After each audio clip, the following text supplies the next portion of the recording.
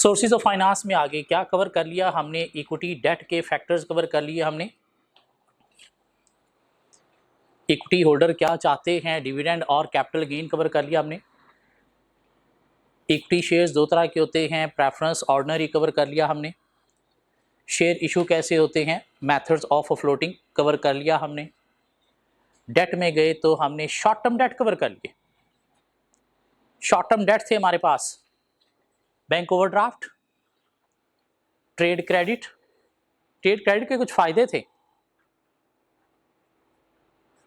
Trade credit के कुछ फायदे थे, इन्फ्लेशन का फायदा हमें मिल जाता है उधार पे चीजें लेके। क्या ख्याल, हमने वो पिछली प्राइस ही देनी है, देने आ जाए पैसे, आज बेशक प्राइस ज़्यादा लेकिन हमने वो पिछली वाली प्राइस भी पैसे देने हैं। और वर्किंग कैपिटल मैनेजमेंट हमारी बेटर हो जाती है इससे, शॉर्ट टर्म कैश फ्लो को मैनेज करना इजी हो जाता है और बेनिफिट इंजॉय करके फिर हम पेमेंट करते हैं, सप्लायर से चीज़ें लेके उसका प्रॉफिट कमा के चीज़ों का फिर हम पैसे दे रहे होते हैं। लेकिन मसला है, मसला क्या है, पेनल्टी चार्ज हो सकती है अगर लेट पेमेंट होगी तो, लेट पेमेंट होगी, डिफ़ॉल्ट हो गया तो उस सूरत में हमें फर्दर क्रेडिट मिलने से सप्लायर की तरफ से इनकार भी फेस करना पड़ सकता है।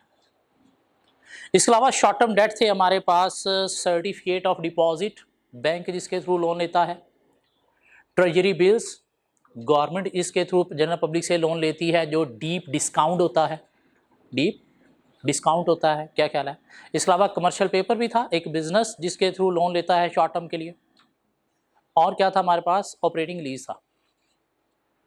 लॉन्ग टर्म डेट में गए तो बैंक लोन एक लॉन्ग टर्म डेट है, लोन नोट एक लॉन्ग टर्म डेट है, दोनों में डिफरेंस क्या हमने डिफरेंशिएट कर लिया। बॉन्ड एक लॉन्ग टर्म डेट है, रिडीमेबल भी हो सकता है, इरिडीमेबल भी हो सकता है, कन्वर्टिबल भी हो सकता है। डिबेंचर एक लॉन्ग टर्म डेट है, फॉरेन करेंसी में अगर लोन लेना है तो यूरो बॉन्ड इशू करेंगे। क्या ख्याल है, इसके अलावा वारंट भी एक लॉन्ग टर्म डेट है। वारंट और बॉन्ड में डिफरेंस क्या है, बॉन्ड में एक ही पीस ऑफ पेपर है और उस पे ऑप्शन है आइदर फेस वैल्यू या फिर शेयर ऑप्शन की, शेयर ऑप्शन को सेपरेट नहीं किया जा सकता, जबकि वारंट में शेयर ऑप्शन का पार्ट सेपरेट करके उसे ट्रेड भी किया जा सकता है। क्या ख्याल है, और इसके अलावा हमारे पास फाइनेंस लीज एक लॉन्ग टर्म डेट है। बातें पढ़ ली हमने। क्या ख्याल है, हमने पढ़ लिया डेट चूज करते वक्त किन फैक्टर्स को कंसीडर करना है, हमने पढ़ लिया डेट के इन्वेस्टर को फायदे क्या हैं, डेट के कंपनी को फायदे क्या हैं। ये बातें कर ली थी मेरे साथ आप लोगों ने प्रीवियस लेक्चर तक। चलिए वहीं से आगे बातें को लेके चलते हैं, डेट के फायदे नुकसानात के से आगे गए। कौन सा सोर्स ऑफ फाइनेंस चूज करना है कुछ फैक्टर्स पे डिपेंड करता है। मेन फैक्टर क्या है कि आपने देखना है कितने टाइम के लिए आपको पैसा चाहिए, किस जगह पे आपने पैसा लगाना है, वहाँ से रिटर्न कितने टाइम में मिलना है, तो आपको डेट भी उतने ही टाइम वाला लेना चाहिए। कहते हैं bond, loan note, debenture, loan stock, commercial paper, इनकी कुछ कॉमन कैरेक्टरिस्टिक्स हैं कि सब की कोई पार वैल्यू होती है, सब पे कोई एनुअल इंटरेस्ट पे करना होता है और सब मार्केट में ट्रेड भी किए जा सकते हैं और इंटरेस्ट रेट फिक्स भी हो सकता है, फ्लोटिंग भी हो सकता है। क्या ख्याल है, स्पेसिफिक कैरेक्टरिस्टिक्स देखी जाए तो कमर्शियल पेपर जो है वो शॉर्ट टर्म होते हैं, लोन नोट को देखा जाए तो लॉन्ग टर्म होते हैं, डिबेंचर जो है वो अनसिक्योर्ड होते हैं और बॉन्ड जो है वो क्या होते हैं, सिक्योर्ड होते हैं, पे टू डिबेंचर। क्या कह रहा है, किसी डेट की अगर मार्केट वैल्यू निकालनी है तो कैसे निकाली जाएगी, फार्मूला नजर आ रहा है, present value of interest payments mean coupon rate plus present value of redemption value, यही करते थे हम। Year 1 to 5 present value of interest लेते थे और साथ क्या लेते थे, present value of redemption value, जिससे क्या आती थी, मार्केट वैल्यू। ये फार्मूला वही है, मुझे पढ़ाने की जरूरत तो नहीं है। नीचे एक एग्जांपल उसने दे दी, इंटरेस्ट पर एनम है 490, ठीक है, कपॉन रेट, कपॉन रेट क्या कह रहा है, interest per annum 490, कपॉन rate mean अगर एक 1000 वाला बॉन्ड है तो रिक्वायर्ड रेट ऑफ रिटर्न है 10%, किसका? इन्वेस्टर का रिक्वायर्ड रिटर्न। लोन एग्रीमेंट है 5 years, interest rate 5% per annum और लोन अमाउंट है 7,000। ये इंटरेस्ट रेट 7% पर एनम क्या है? एग्जाम्पल मैंने लगता है शायद गलत है, नहीं एग्जाम्पल ठीक है। कूपन रेट आपका 490 है, इंटरेस्ट रेट 7% क्या है? 10% रिक्वायर्ड रेट ऑफ रिटर्न है। लोन अमाउंट 7,000 है, 7,000 का 7% क्या 490 बनता है? 7,000 का 7% यस 490 बनता है। तो ठीक है, वो कूपन रेट ही 7% है और अमाउंट कितनी बन रही है? 490। 7,000 लोन की अमाउंट है, तो मार्केट वैल्यू आपने निकालनी है।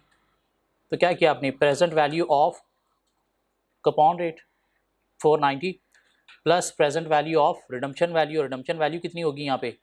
7,000। तो आपके पास ये मार्केट वैल्यू आ गई। क्या ख्याल है? डिस्काउंटिंग करनी है ना, इंटरेस्ट की टैक्स इसमें है नहीं, और साथ फेस वैल्यू पे अगर आप रिडीम करोगे, हम क्या करेंगे? एक 100 डेट वाले 100 फेस वैल्यू वाले डेट की मार्केट वैल्यू निकाल के उसके बाद 7,000 से मल्टीप्लाई कर देंगे फ्रैक्शन को, फिर भी आंसर यही आ जाएगा। उसने क्या किया? डेट निकाल लिया। हम कैसे निकालते हैं? हम एक 100 फेस वैल्यू वाले डेट की पहले मार्केट वैल्यू निकालते हैं, उसके बाद क्या करते हैं? मल्टीप्लाई कर देते हैं उसको किससे? जो बुक वैल्यू उसके साथ। क्या ख्याल है? तो इसमें कूपन रेट कितना है? 7%। दिस मीन हम 777 के अकॉर्डिंगली 100 डम्पशन वैल्यू के अकॉर्डिंगली एक मार्केट वैल्यू निकालेंगे, उस फ्रैक्शन को 7,000 से मल्टीप्लाई कर देंगे, तुम्हारे पास क्या आ जाएगी? Market value 6204। इसने डायरेक्ट निकाल लिया। उससे नीचे गए तो एक छोटा सा टॉपिक हमें मिलेगा, चार्ज या मॉर्गेज ऑन लोन स्टॉक।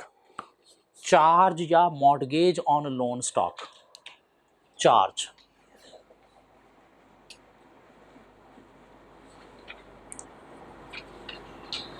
हम बैंक से लोन लेते हैं तो बैंक क्या करता है? हमारा कुछ एसेट एज ए सिक्योरिटी अपने पास रखते हैं, उस सिक्योरिटी को कोलेटरल का नाम भी दिया जाता है। क्या कहला?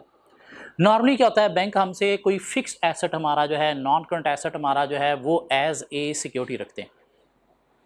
अब ये जो फिक्स्ड एसेट हमने एज ए सिक्योरिटी रखवाया है, जब तक लोन की अमाउंट पे नहीं हो जाती, इस एसेट के ऊपर हमारा फ्री हक नहीं है। किसका है? लोन प्रोवाइडर का, मीन लैंडर का।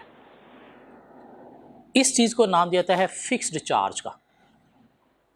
मीन एक ऐसा एसेट जो हमने एज ए लोन सिक्योरिटी रखवा दिया है, और जब तक लोन की रीपेमेंट पूरी नहीं हो जाती तब तक वो under security, under custody of bank रहेगा।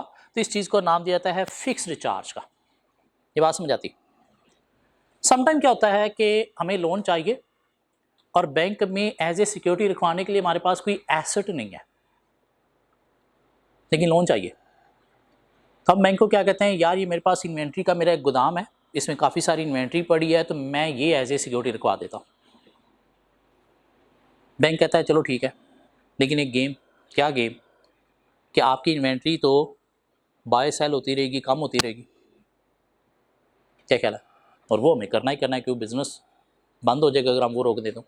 बैंक कहता है चलो यूं करते हैं कि एक मिनिमम इन्वेंट्री की अमाउंट हम फिक्स कर लेते हैं कि इतनी इन्वेंट्री तूने हर वक्त जो है वो स्टॉक में रखनी है। फिर हाँ, उसके ऊपर फ्लक्चुएट होती रहे, लेकिन मिनिमम सपोज 100 यूनिट्स आपके पास हर वक्त स्टॉक में फिर होनी चाहिए। एक कंडीशन लगी, तो बैंक कहता है चलो ठीक है, मैं इन्वेंट्री को एज ए सिक्योरिटी रख के तुझे क्या करता हूँ? लोन दे देता हूँ। ये बात समझ आती?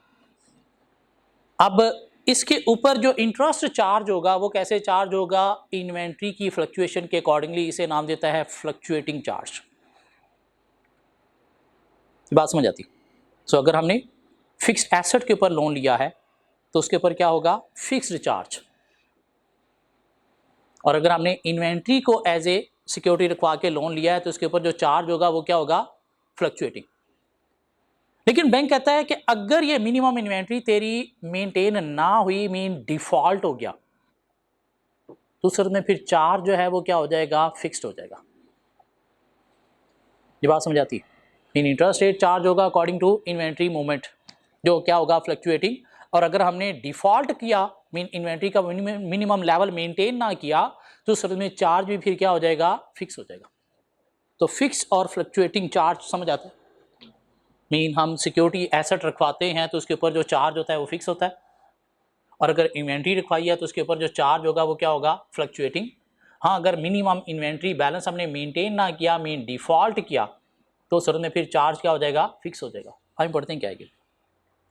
कहता है लोन स्टॉक में be secured through a fixed or floating charge on asset.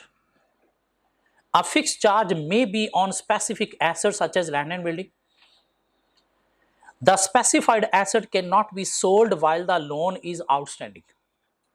Mean under custody ही रहेगा. A floating charge is a charge on a class of assets such as inventory, receivables, machinery बेशक काट दे. Sale of some asset of the class is permitted. तो आप inventory की purchase sale कर सकते हो, लेकिन एक मिनिमम इन्वेंट्री आपको मेंटेन रखनी है। फिर when a fault arises, mean अगर वो मिनिमम इन्वेंट्री जो बैंक ने कही थी मेंटेन रखनी है वो आपने नहीं रखी, such a default is a payment of interest, a floating charge convert into a fixed charge on the specific class of asset. तो फिर चार्ज क्या हो जाएगा, फ्लोटिंग की बजाय फिक्स पे चला जाएगा। छोटा सा कॉन्सेप्ट था, फिक्स चार्ज क्या होता है, फ्लोटिंग चार्ज क्या होता है। तो सिक्योरिटी में जो एसेट रखवाए अगर तो फिक्स एसेट रखवाए हैं तो फिर फिक्स चार्ज है, और अगर floating asset like inventory, receivables रखवाए हैं तो फिर चार्ज क्या है, फ्लोटिंग। लेकिन अगर आप डिफॉल्ट कर गए तो सूरत में चार्ज क्या हो जाएगा, फिक्स हो जाएगा। लोन स्टॉक का इंटरेस्ट रेट क्या होता है, दो तरह से हो सकता है, फ्लोटिंग भी हो सकता है, फिक्स भी हो सकता है। ये डीप डिस्काउंट बॉन्ड कौन से होते हैं, ट्रेजरी बेस्ड जो डिस्काउंट पे इशू होते हैं जिसमें कोई इंटरेस्ट नहीं होता। कोई जीरो कूपन बॉन्ड भी हो सकते हैं जिन पे इंटरेस्ट रेट नहीं है, इंटरेस्ट रेट मीन जीरो है। एग्जांपल दी जा सकती है, टी बिल्स, यही क्या है, एक तरह के बॉन्ड ही है ना जो कंपनी इशू कर रही है। लॉन्ग टर्म में बॉन्ड है, शॉर्ट टर्म के लिए क्या है, टी बिल्स है। क्या ख्याल है, इन्हें हम क्या नाम देते हैं, zero discount bond, zero coupon bond. Mean के ऊपर कूपन रेट क्या होता है, नहीं होता। क्यों, ये डिस्काउंट पे इशू किए जाते हैं। इन्वेस्टर को फ़ायदा मिलता है क्या, डिस्काउंट प्राइस और फेस वैल्यू के बीच में जो डिफरेंस है। ये दो कॉन्सेप्ट क्लियर होते हैं। डीप डिस्काउंट बॉन्ड क्या है, large discount on the par value, debt holder will enjoy interest as well as capital gain. Capital gain mean interest इसमें क्या है, वो जो डिस्काउंट और फेस वैल्यू के बीच में डिफरेंस है, और बाद में जब रिडम्पशन वैल्यू पे उसकी वैल्यू अगर मार्केट में अप हो गई है तो ये कैपिटल गेन है। जीरो कूपन बॉन्ड क्या है, zero interest rate, debt holder will enjoy larger capital gain. Mean आपको कैपिटल गेन मिलेगा, मीन डिस्काउंट और फेस वैल्यू के बीच में जो डिफरेंस है। फॉर एग्जांपल कमर्शियल पेपर या टी बिल्स, इनको हम जीरो कूपन बॉन्ड का नाम देते हैं क्यों, इन पे इंटरेस्ट नहीं होता। क्या होता है, डिस्काउंट। वो discount in the form of interest मिल रहा होता है किसको, इन्वेस्टर को। फायदे हैं जीरो कूपन बॉन्ड के, no payment till redemption date. Mean company को फायदा है जिसने इशू किया है कि जब तक रिडम्पशन टाइम नहीं आता आपने पेमेंट नहीं करनी। फायदा है exact cost is known at the date of loan receipt, और एग्जैक्ट अमाउंट भी आपको पता है कि कितने आपने पैसे वापस देने हैं। मैक्सिमम लिए बेशक 88 हैं या 90 लिए हैं, लेकिन देने कितने ये आपको पता है, कब देने ये भी पता है। लेकिन मसला है, the advantage for lander is restricted unless the rate of discount on the bond offer a high yield. Mean अगर तो डिस्काउंट बहुत ज़्यादा है तो इन्वेस्टर को फ़ायदा मिलेगा, वरना इन्वेस्टर का नुकसान होगा इसमें। क्यों, आपको सिर्फ फेस वैल्यू वापस मिलनी है, बेनिफिट सारा जो लोन लेने वाली कंपनी है वो एंजॉय करेगी। मसला है, ideal for investor willing to specific periodic return for a higher return at maturity. Mean company के लिए क्या होगा कि कंपनी इसके ऊपर पीरियोडिक रिटर्न कमाएगी, हाई रिटर्न कमाएगी, लेकिन इन्वेस्टर को ऑन मैच्योरिटी एक फिक्स अमाउंट ही मिलनी है।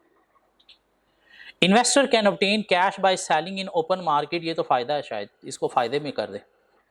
इन्वेस्टर जो है वो क्या कर सकता है, ओपन मार्केट में सेल करके अपना कैश रिडम्पशन टाइम से पहले भी ले सकता है।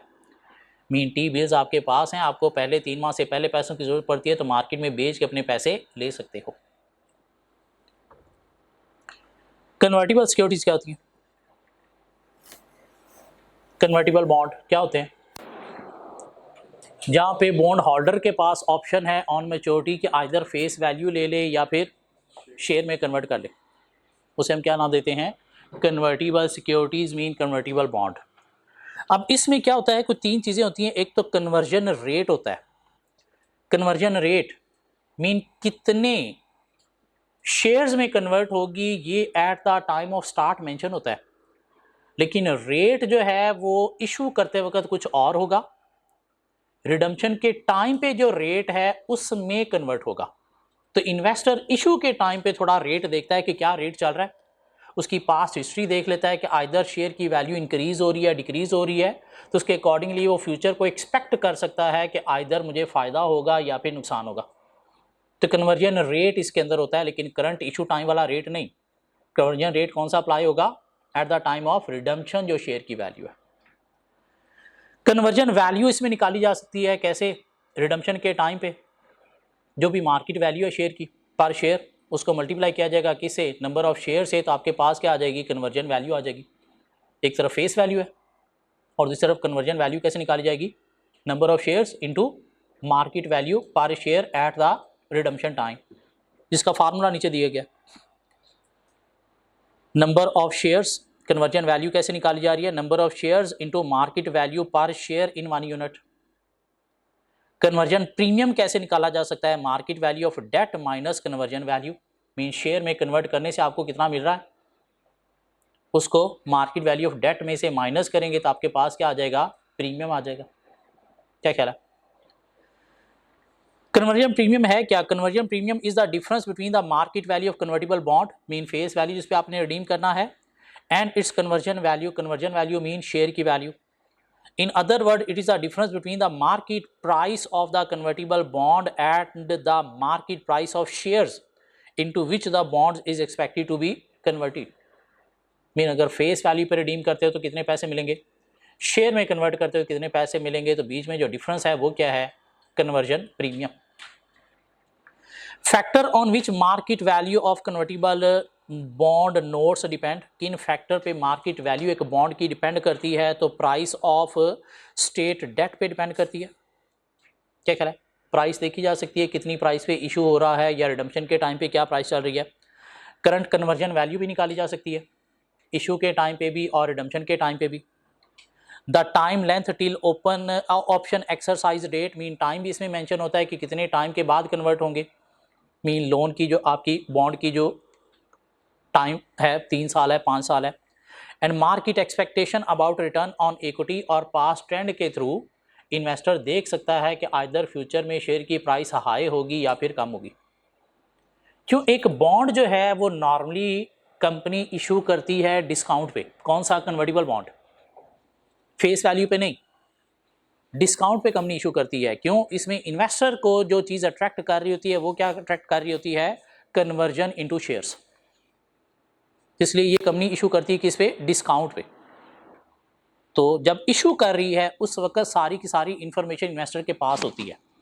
उसे पता होता है कितने टाइम पीरियड के लिए मैं इन्वेस्ट कर रहा हूँ, उसे पता होता है कि शेयर की प्राइस अब क्या है, और फ्यूचर की एक्सपेक्टेशन भी पास्ट एंड से उसे पता होती हैं, जिसके अकॉर्डिंगली वो डिस्काउंट पे भी कन्वर्टिबल बॉन्ड को बाय करता है। क्यों? उसे मेनली जो फ़ायदा नज़र आ रहा है किस चीज़ में नज़र आ रहा है?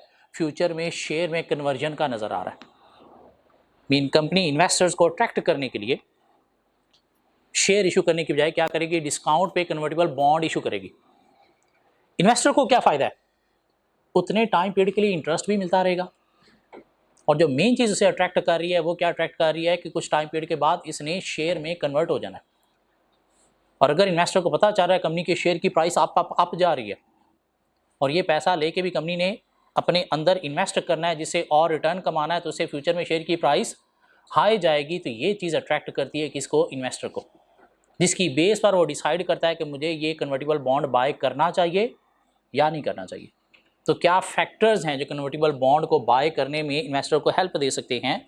एक तो उसकी प्राइस, मीन कितने डिस्काउंट पे इशू किया जा रहा है, उसकी कन्वर्जन वैल्यू, मीन करंटली ये शेयर कितनी वैल्यू दे रहे हैं या फ्यूचर में कितनी दे सकते हैं, और टाइम पीरियड कितना है, और साथ एक्सपेक्टेशन भी वो देख सकता है कि फ्यूचर में कन्वर्जन के बाद मुझे बेनिफिट होगा या फिर नुकसान होगा। कन्वर्टिबल बॉन्ड के इन्वेस्टर को फ़ायदे हैं।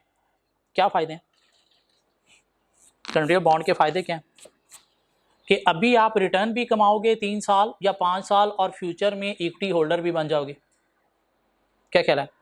फ़ायदा है कि फ्यूचर में आप जब इक्विटी होल्डर बनोगे तो आपको वोटिंग राइट्स भी मिल जाएंगे। घर पे बेशक कोई आपकी सुनता है या नहीं सुनता, कंपनी में आप बात करने के काबिल हो जाओगे।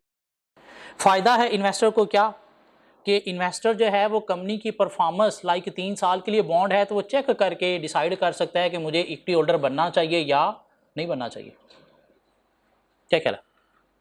मीन आपके पास 3 साल तक ऑप्शन होती है कि आप इक्विटी होल्डर बनना चाहते हो या नहीं बनना चाहते। नहीं बनना चाहते, आज बॉन्ड मार्केट में किसी को सेल करके जान भी छुड़ा सकते हो। हाँ, अगर परफॉर्मेंस अच्छी चल रही है तो फिर आप क्या करोगे, बॉन्ड होल्ड करके रखोगे। नहीं, 3 साल बाद ऑन मैच्योरिटी में से शेयर में कन्वर्ट करके इक्विटी होल्डर बनूंगा। तो फायदे हैं क्या, रिटर्न भी कमाओगे, इक्विटी होल्डर भी बनोगे, वोटिंग राइट्स भी आपको मिलेंगे, और इक्विटी होल्डर बनने से पहले आप कंपनी की परफॉर्मेंस भी चेक कर सकते हो और उसमें भी नुकसान नहीं हो रहा आपका, उल्टा क्या हो रहा है, आपको रिटर्न मिल रहा है। लेकिन इन्वेस्टर को नुकसान है क्या, जब बॉन्ड इक्विटी शेयर में कन्वर्ट होगा तो उससे कंपनी की अर्निंग पर शेयर कम हो जाएगी। अर्निंग पर शेयर क्या होती है, profit divide by number of shares. तो नंबर ऑफ शेयर्स बढ़ेंगे ना, तो बढ़ने से ईपीएस क्या हो जाएगी, कम हो जाएगी। नुकसान है इन्वेस्टर को ऑन कन्वर्जन देयर में be a reduction in controlling power. Mean जो एग्जिस्टिंग शेयर होल्डर है उनकी कंट्रोलिंग पावर कम हो जाएगी, मीन शेयर होल्डिंग पावर कम हो जाएगी। 52% वाले हो सकता है 49% पे आ जाएंगे, उतना होल्ड कंपनी पे नहीं रखेंगे, उतना इन्फ्लुएंस नहीं रख पाएंगे। नुकसान है इन्वेस्टर को before conversion gearing is high, और कंपनी हाई रिस्की रहेगी जब तक बॉन्ड कन्वर्ट नहीं होता। तो कन्वर्टिबल बॉन्ड के इन्वेस्टर को फायदे हैं, रिटर्न के साथ इक्विटी होल्डर बन सकता है, वोटिंग राइट मिल सकते हैं, कंपनी की performance before converting into equity check कर सकता है। नुकसान है ईपीएस कन्वर्जन के बाद कम हो जाएगी। नुकसान है शेयर होल्डिंग इन्वेस्टर की कम हो जाएगी। नुकसान है जब तक बॉन्ड कन्वर्ट नहीं होता तब तक गेयरिंग हाई रहेगी, मीन कंपनी हाई रिस्की रहेगी। कंपनी को फायदा है कन्वर्टिबल बॉन्ड का क्या, कि अभी फौरी आपकी ईपीएस कम नहीं होगी, पैसा भी मिल जाएगा, और फौरी आपकी ईपीएस कम नहीं होगी। कंपनी को फायदा है कि जब तक ये कन्वर्ट नहीं होता तब तक आपको टैक्स रिडक्शन मिलती रहेगी। कंपनी को फायदा है क्या, कि कंपनी ने एक फिक्स रेट पे करना है बॉन्ड के ऊपर, तो इससे कंपनी अपनी रिसोर्स प्लानिंग अच्छी कर सकती है। क्यों, यहाँ पे रेट फिक्स ना हो वहाँ पे प्लान करना चीज़ों को इतना ईजी नहीं रहता। खर्चे आपके फिक्स हों तो आप अपनी इनकम को ईजीली प्लान कर सकते हो कि कितना खर्च करना है और कितना सेव करना है। अगर खर्चे फिक्स नहीं है तो फ्यूचर सेव मैं कितना करूँगा ये चीज़ आप प्लान नहीं कर सकते। कंपनी को फायदा है कि convertible date does not need cash redeem. Mean जब रिडम्पशन की वैल्यू आएगी तो आपने कैश नहीं देना, क्या करना है, शेयर में सिर्फ कन्वर्ट करना है। क्या ख्याल है, कन्वर्टिबल बॉन्ड की बजाय अदर बॉन्ड अगर कंपनी इशू करेगी तो उसमें क्या करना है, ऑन रिडम्पशन कैश भी देना है। इसमें ऑन रिडम्पशन आपने कैश नहीं देना, शेयर देने।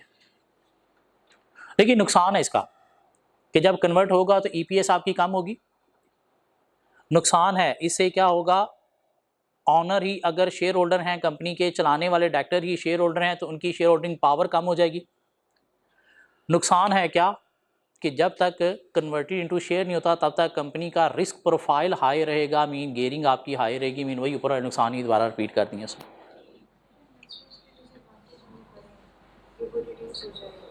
वही कंपनी के पॉइंट ऑफ व्यू से भी क्या रिड्यूस हो जाएगी, कंट्रोलिंग पावर। अब इन्वेस्टर जो है वो इन्वेस्टर डेट होल्डर भी हैं, इक्विटी होल्डर भी हैं, दोनों के पॉइंट से हमने बात की। जिससे अगर हम आगे चलें तो खत्म हो गया एरिया हमारा इक्विटी और डेट का। इस चैप्टर का एक लास्ट टॉपिक रह गया, उसके बाद चैप्टर खत्म। लास्ट टॉपिक क्या है, जहाँ से एक्सपेक्ट कर रहा हूँ मैं क्वेश्चन पेपर में इस दफ़ा आएगा,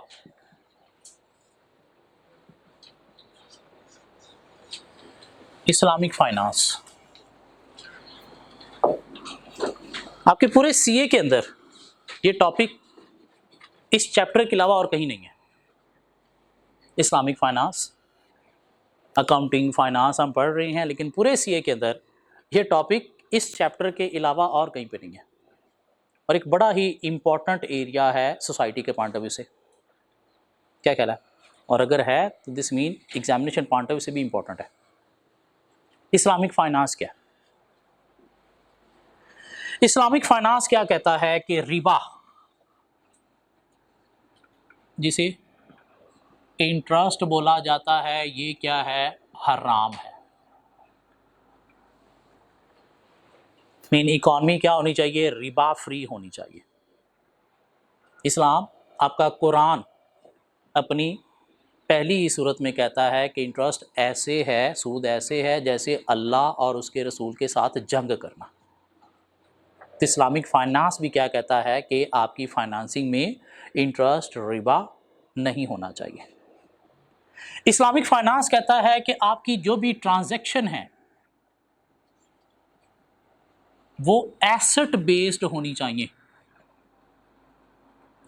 हवा में ट्रांजैक्शन नहीं होनी चाहिए।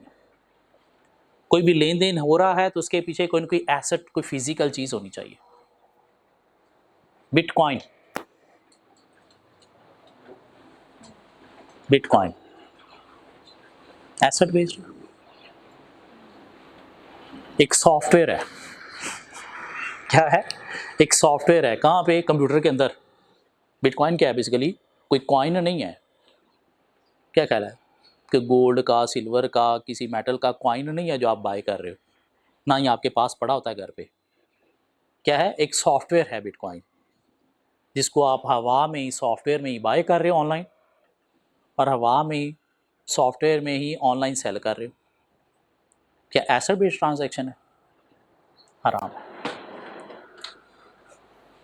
हराम है, हलाल नहीं है। क्या कह रहा, पाकिस्तान ने सही उसे डिसअलाउड किया हुआ है, इंटरेस्ट अलाउ किया हुआ है। मजे की बात है कि इस चीज को देखते हुए अमेरिका में बिटकॉइन को एज ए एसेट डिक्लेयर कर दिया गया। कुछ ही अरसे में इसके ऊपर अकाउंटिंग स्टैंडर्ड भी आ जाएगा। फाइनेंशियल इंस्ट्रूमेंट्स का जो IFRS 9 है उसके अंदर बिटकॉइन ये स्टैंडर्ड रिवाइज करके स्टैंडर्ड भी आ जाएगा। अमेरिका के अंदर कुछ कंपनीज ने इसको अपनी फाइनेंशियल स्टेटमेंट्स के अंदर एज ए एसेट लिखना भी शुरू कर दिया, जिन्होंने इन्वेस्टमेंट इसमें की हुई है। क्या ख्याल है? लेकिन एसेट है नहीं, इस्लाम के मुताबिक ये एसेट है नहीं। क्यों? कोई फिजिकल चीज़ होनी चाहिए, वो नहीं है। ठीक हो गया। इस्लामिक फाइनेंसिंग कहती है कि कुछ चीज़ें जो है, कुछ बिजनेस जो है वो क्या है, हराम मीन्स ऑफ बिजनेस है। हराम means of business,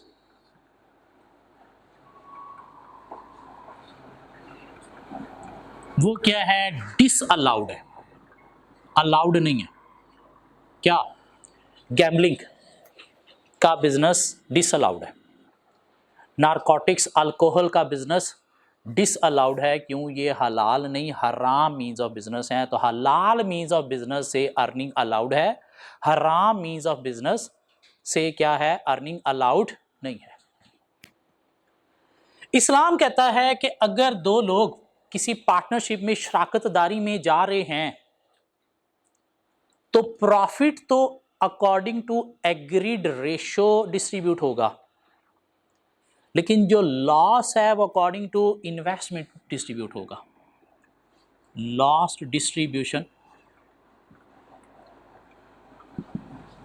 according to investment. दो लोगों ने मिलकर बिजनेस किया, एक ने जो है वो पैसा लगाया, दूसरा चला रहा है, तो प्रॉफिट तो इन्होंने जो एग्री किया सपोज 50-50% शेयर होगा, लेकिन अगर लॉस हुआ तो 50-50% नहीं, जिसकी जितने परसेंट इन्वेस्टमेंट है वो उतने परसेंट लॉस बेयर करेगा। एक बंदे ने सारी इन्वेस्टमेंट किया, दूसरे ने नहीं की, तो लॉस कौन बेयर करेगा?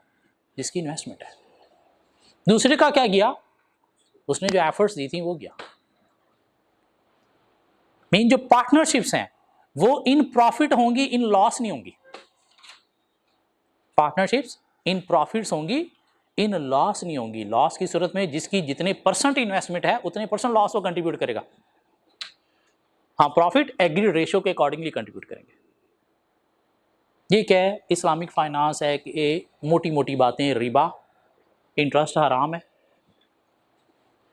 ट्रांजैक्शन एसेट बेस्ड होनी चाहिए, हराम means of business, gambling, alcohol allowed नहीं है, और जो भी पार्टनरशिप्स हैं वो क्या होंगी, इन प्रॉफिट इन लॉस में। अब हमारे पास कुछ इस्लामिक फाइनेंस की डिफरेंट टाइप्स दी गई हैं, कुछ 4 टाइप्स दी गई हैं जिनका हमें डिटेल नॉलेज लेना है। एक है मुदारबा, एक है मुशारिका, एक है इजारा और एक है मुराबहा।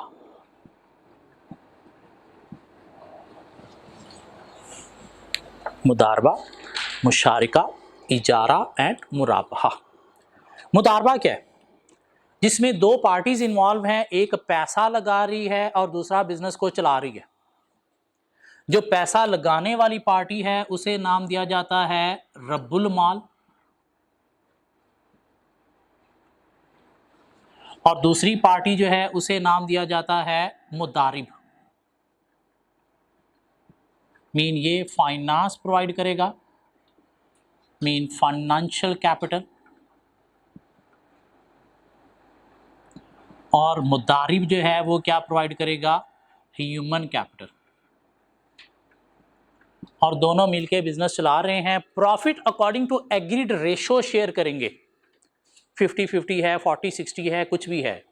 लेकिन लॉस जो है वो according to investment amount, investment ratio. हाँ, अगर इसने 90% लगाया, इसने 10% लगाया, तो लॉस में इसका 10% कंट्रीब्यूशन, इसका 90% है। सारा पैसा जो है रब्बुल माल ने लगाया, मुदारिब सिर्फ चला रहा है, तो लॉस की सूरत में लॉस कौन बेयर करेगा? रब्बुल माल। मुदारिब की क्या जाएंगी? एफर्ट्स, टाइम जो उसने दिया था वो जाएगा। ये क्या है? मुदारबा। मीन दो पार्टीज इन्वॉल्व है, एक रब्बुल माल जो पैसा प्रोवाइड कर रहा है, फाइनेंशियल कैपिटल प्रोवाइड कर रहा है, और दूसरा कौन है? मुदारिब जो ह्यूमन कैपिटल प्रोवाइड कर रहा है। बिजनेस को चला कौन रहा है? मुदारिब चला रहा है। Profit according to agreed ratio, लेकिन loss according to investment. Mean partnership है इन प्रॉफिट ओनली, लॉस में नहीं। ये क्या है? एक इस्लामिक फाइनेंस की टाइप है। मुदारबा दो तरह के होते हैं, रेस्ट्रिक्टिव एंड अनरिस्ट्रिक्टिव।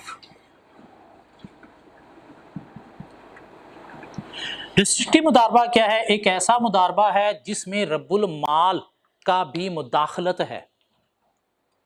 रब्बुल माल आपको बताएगा कि कहाँ पे आपको बिजनेस करना है, क्या एक्टिविटीज़ परफॉर्म करनी है और क्या नहीं करनी। मीन यहाँ पे रब्बुल माल की मुदाखलत शामिल है, वो क्या होगा? रिस्ट्रिक्टिव मुदारबा। अनरिस्ट्रिक्टिव क्या है? कि जहाँ पे रब्बुल माल की कोई मुदाखलत बिजनेस में नहीं है, बिजनेस को कैसे चलाना है सारे डिसीजन कौन लेगा? मुदारिब। लेकिन मुदारिब बेशक फ्री है, लेकिन फिर भी इसको क्या करना है? हलाल मीन्स ऑफ बिजनेस में ही परफॉर्म करना है, हराम मीन ऑफ बिजनेस में इन्वॉल्व नहीं होना।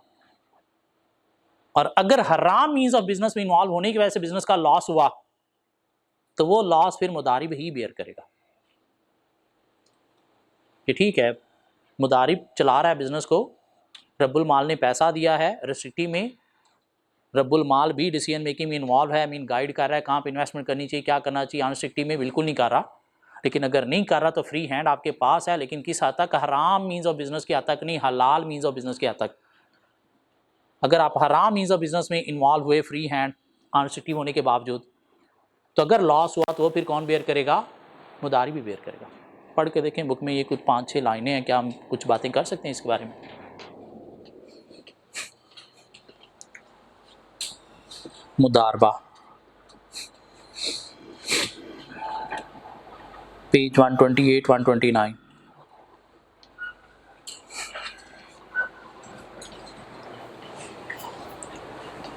मीन अनरिस्ट्रिक्टिव में आपने हराम मीन्स ऑफ बिजनेस में नहीं जाना, हाई रिस्क की इन्वेस्टमेंट में नहीं जाना, और अगर हराम मीन्स या हाई रिस्की में गए जानबूझ के, तो फिर लॉस मुदारिब को बेयर करना पड़ेगा।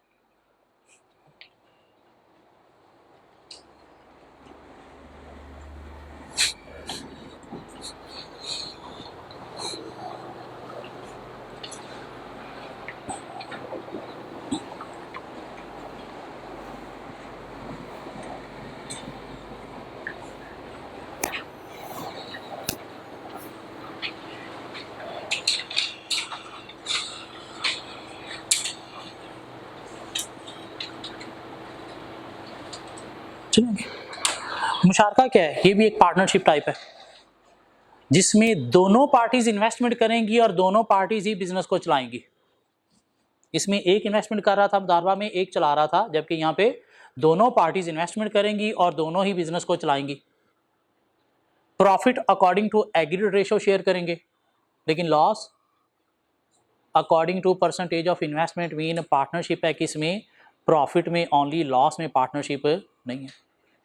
ये भी पढ़ के देख लें, क्या यही बात है? एक नॉर्मल पार्टनरशिप और मुशारका में डिफरेंस क्या है? एक नॉर्मल पार्टनरशिप और मुशारका में डिफरेंस क्या हुआ? नॉर्मल पार्टनरशिप में लॉस भी according to agreed ratio share किया जाता है, मीन जो प्रॉफिट की एग्रीड रेशो है लॉस की भी वही होती है। मुशारका इस्लामिक फाइनेंसिंग क्या कहती है कि नहीं, पार्टनरशिप इन प्रॉफिट ओनली होनी चाहिए, loss according to percentage of investment. क्या कहला? पार्टनरशिप मीन एग्री हो गया कि हमने कितना कितना किसने लेना है, लेकिन वो सिर्फ प्रॉफिट की पार्टनरशिप है, लॉस एग्री रेशो के अकॉर्डिंगली नहीं, वो according to percentage of investment होगा। इसके लिए हम टर्म यूज कर सकते हैं पार्टनरशिप्स इन प्रॉफिट ओनली।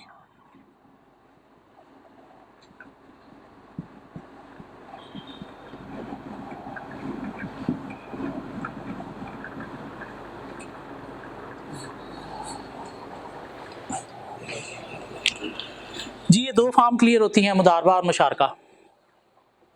चलें आगे। इजारा क्या है? लीज। इजारा क्या है? लीज, जो आप बैंक से लेते हो।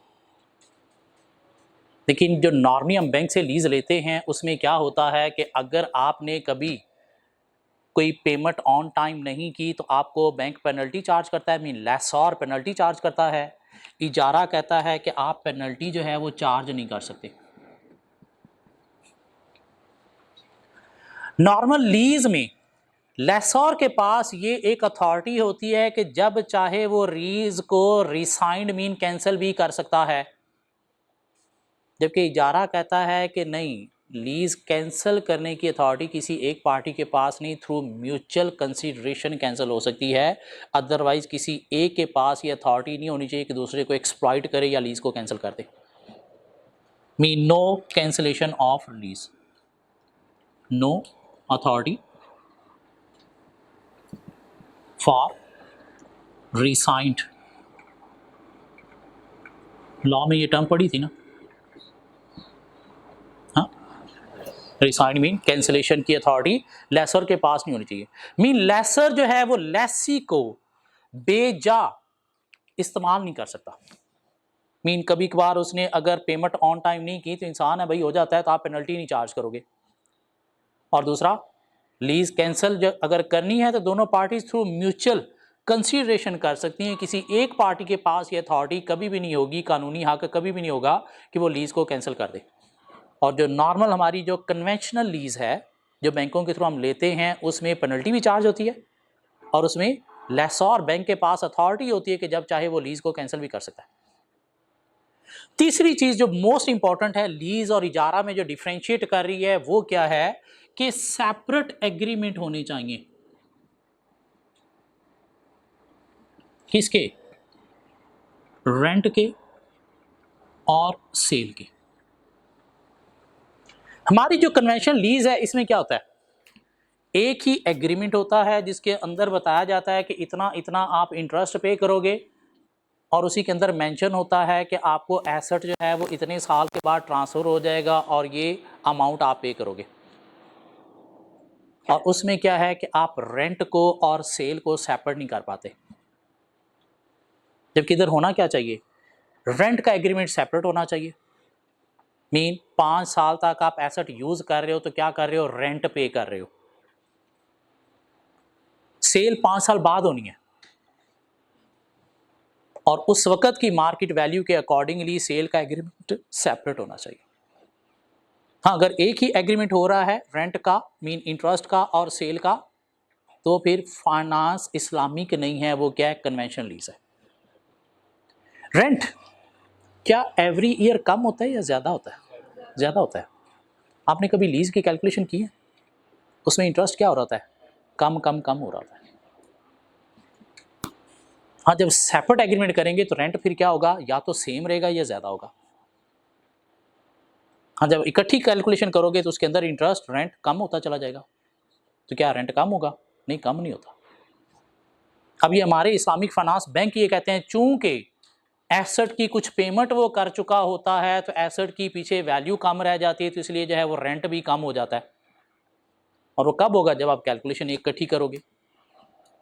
अगर आप सेपरेट करोगे तो रेंट कभी भी कम नहीं होगा। तो इसे इस्लामिक फाइनेंस क्या कहता है कि अगर फाइनेंसिंग लीजिंग है तो उसमें सेल का एग्रीमेंट सेपरेट होना चाहिए और रेंट का एग्रीमेंट, जिसको कन्वेंशनल में इंटरेस्ट कह रहे होते हैं, वो सेपरेट होना चाहिए। मीन ये तीन मेन डिफरेंसेस हैं लीज में और इजारा में। पेनल्टी आप चार्ज नहीं कर सकते डिफॉल्ट पेमेंट की सूरत में। किसी एक अथॉरिटी के पास लीज को कैंसिल करने की अथॉरिटी नहीं होनी चाहिए, थ्रू म्यूचुअल कंसीडरेशन कैंसिल हो सकती है। कन्वेंशनल लीज में लेसर बैंक के पास ये अथॉरिटी होती है, एग्रीमेंट में साइन होता है। और सेल और रेंट का एग्रीमेंट क्या होने चाहिए? दो सेपरेट होने चाहिए। एक ही एग्रीमेंट के थ्रू जो है वो लीज को नहीं चलाया जा सकता। पढ़ के देखें जा रहा, ये बात है। मीन ये एक तरह की ऑपरेटिंग लीज है, ये एक तरह की ऑपरेटिंग लीज है।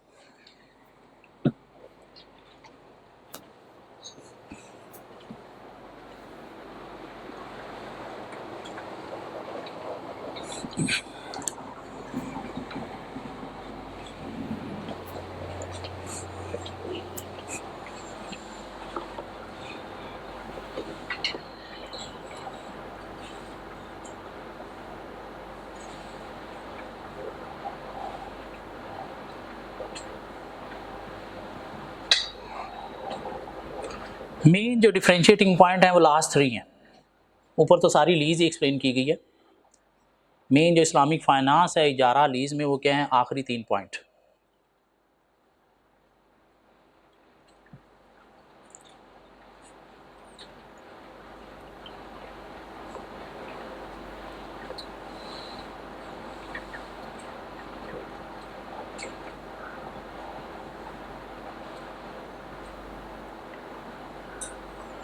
भी एक दिन और भी लगेगा हमारा इस चैप्टर पे, आज ख़त्म नहीं होगा, कुछ बातें और भी हैं जी। एक चौथी इस्लामिक फाइनेंसिंग की टाइप है मुराबहा। मुराबहा क्या है? आपको कोई एसेट चाहिए था, पैसे नहीं थे, आप गए बैंक के पास, बैंक ने वो एसेट खरीद के आपको दिया, और चूंकि बैंक एसेट खरीद के आपको दे रहा है तो बैंक क्या करेगा? उसके ऊपर कुछ प्रॉफिट चार्ज करेगा। क्या कहला? पेमेंट आपने इकट्ठी करनी है या फिर किस्तों में करनी है, वो एक अलग बात है। लेकिन एसेट आपको बैंक ने जब खरीद के दिया है, मीन फाइनेंस लीज वाला कॉन्सेप्ट, पेमेंट आपने क्या करनी है? आगे फर्दर इंस्टॉलमेंट में करनी है, जिसके अंदर एसेट की कॉस्ट और प्रॉफिट का पार्ट दोनों इंक्लूडेड है। लेकिन इस्लामिक फाइनेंसिंग क्या कहती है कि एसेट जो है उसकी कोई फिजिकल एग्जिस्टेंस होनी चाहिए। एसेट की फिजिकल एग्जिस्टेंस होनी चाहिए। एसेट सेलर की ऑनरशिप में होना चाहिए।